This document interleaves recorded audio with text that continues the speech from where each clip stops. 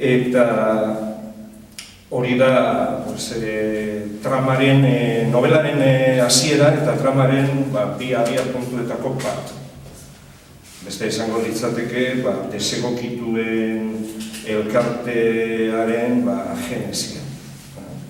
Orduan, Peter Zuazo berak eta desegokituen elkarteko kideek osatzen dute pertsonaia nagusien multzoa, ezinbestekoak diren pertsonaia horiek.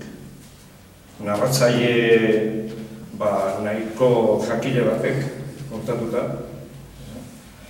Orduan, pertsona hauen ibilera desegokien kontakizuna da. Ibilera desegokien kontakizun txurra. Hori da asmoa behintzat.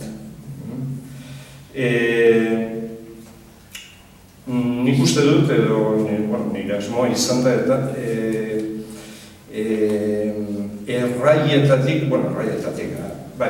erraien begietatik ikusita kontatzea.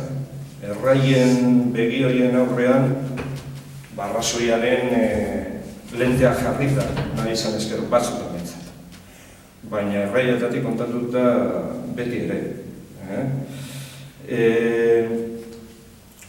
Pertsonaiak hor daude, euren artean gertatzen direnak, hor daude, ezinbestean egoten diren kontuak. Urruntzeak pertsonen artean, hor barruan sartu daitezke amodio, desamodio kontuak, bakardadea, gorrotoa, mendekua, podere harremanak, ere modu diferenteetan.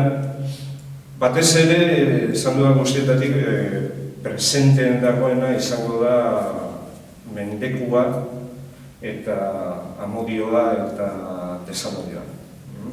Hori presenteen dagoena, nahiz eta beste elementu asko gurutzatzen diren, bizitzan ohikoak direnak.